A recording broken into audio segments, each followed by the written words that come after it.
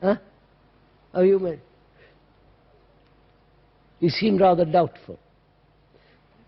I'm going to go into this. Man has accepted and lived with fear, both outwardly and inwardly.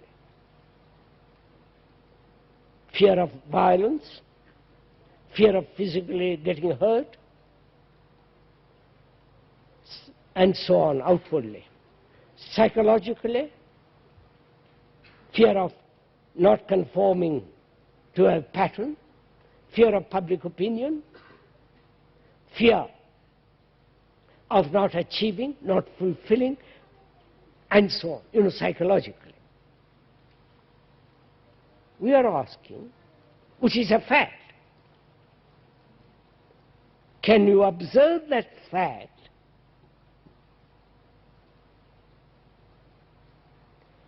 without the analytical mind operating on the fact and observe the whole movement of fear as it exists?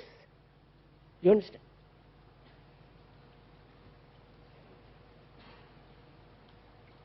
Or getting tired? 10 minutes more, bear up with it.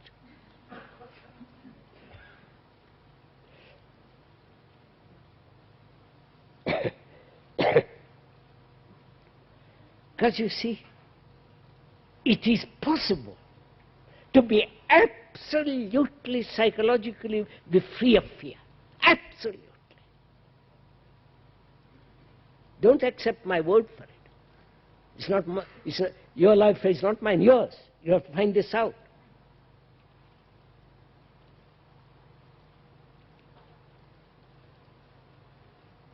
So you have to ask, what is fear?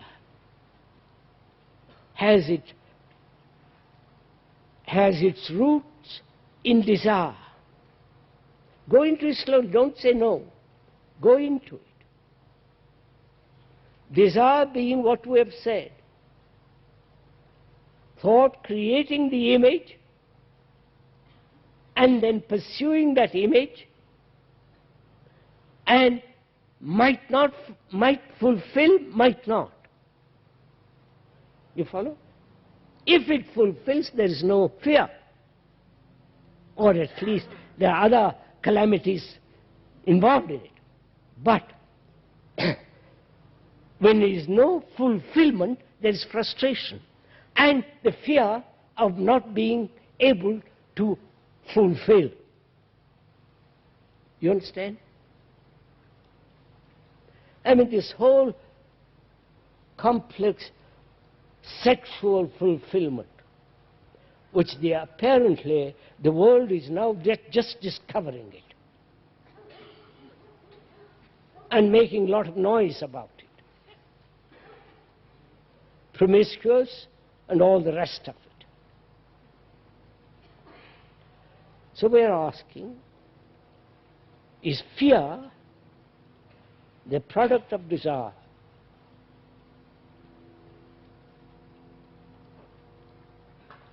Desire being the image formation and the fulfillment of that image in action.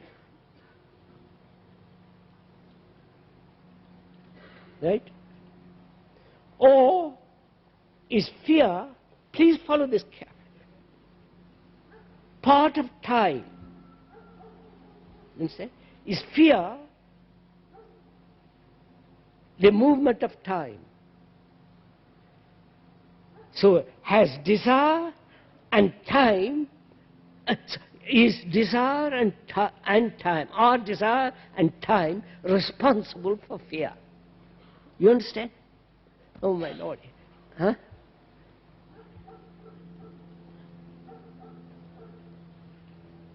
I'll explain, go slowly.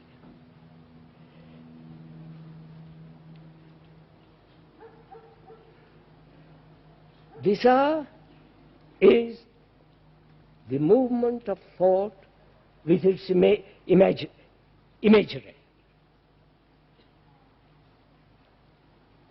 That is the movement of thought creating the image and the movement of that image. which is time.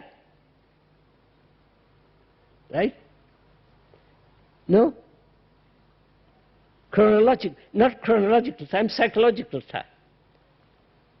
And we are asking, is time responsible also for fear? The time of desire, I'm getting it. You get it? The time which desire creates and thought which has created the desire is, and thought being also time, so thought and desire are responsible for fear. Huh? You see that? I am afraid what you might do to me. I am afraid you might hurt me psychologically. I am afraid that dog will bite me. But at the moment of biting, time has come to an end. You understand? It is only the dog might bite me. I have created the image, thought has created the image, that thought biting, which is time, in the future. You're following on this? So desire has its future, and time is naturally future. The past, present, and future.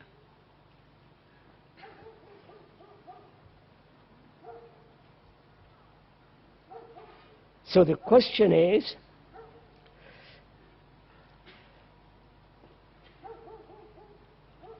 can thought realize its own movement, creating fear? You understand? Thought realizing its own nature.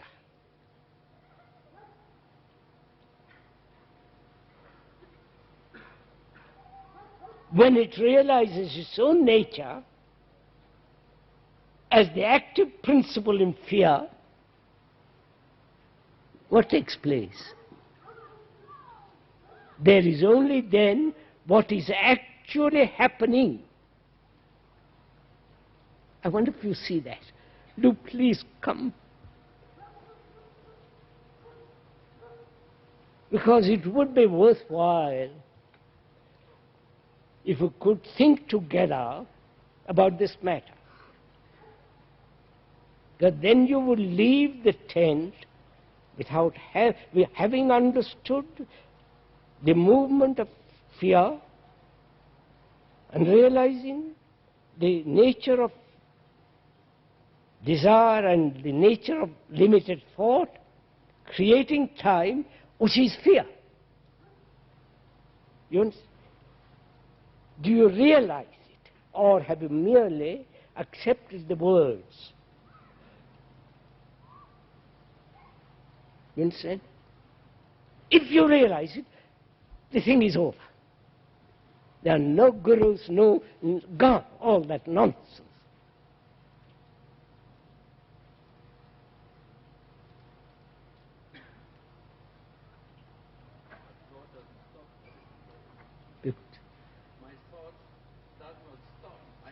No, thought, it's not a question of thought stopping. No, don't say thought. That we'll discuss that a little later when we talk about meditation, or if you are interested. But that's not the point. I am saying, does thought itself realize what it is doing? That it has created the desire, and the fulfillment of the desire is time. And in that is involved fear. And also,